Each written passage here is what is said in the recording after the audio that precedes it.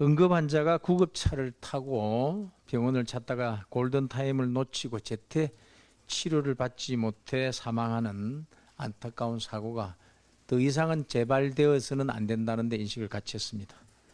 특히 의료진의 안이한 대처로 이전 그런 인명사고에 대해서는 반드시 책임을 물어서 경각심을 높일 필요가 있다는 데도 인식을 같이 했습니다.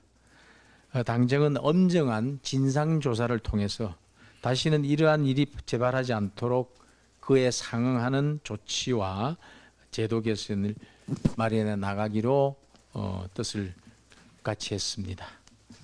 특히 응급 환자 발생부터 이송, 진료까지 손쉽고 안전하게 이루어질 수 있도록 원스톱 응급 환자 이송 시스템 구축이 시급하다고 보고 이를 위해 재반 상황들을 면밀히 점검해서 조속히 추진키로 했습니다.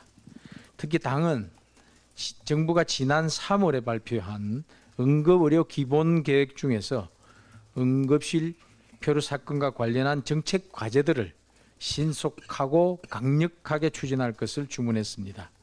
이와 관련한 내용은 한 5가지 정도만 간단히 소개를 해드리고 하겠습니다.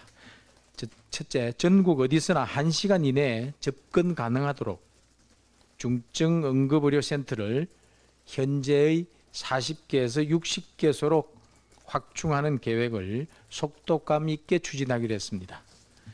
중증 응급의료센터를 수술, 입원 등 최종 치료가 가능하도록 기능을 개편하도록 했습니다.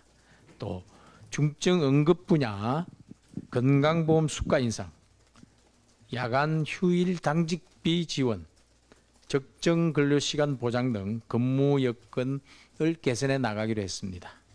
이와 함께 구급대 출동, 이성 응급실 진료까지 정보를 실시간으로 파악하고 공유할 수 있던 시스템을 구축해서 수용 거부를 할 수 없는 그런 주기적인 점검을 해 나가도록 하겠습니다. 지역별로 응급 상황실을 구성 운영 지원하는 내용도 조속히 추진하겠습니다. 이 같은 5개년 계획이나 응급의료는 집중 투자가 필요한 필수 의료 분야인 만큼 당에서도 응급의료법 개정이나 응급의료기금 예산 확대 등 조치가 필요한 부분을 적극 지원해 나가겠습니다.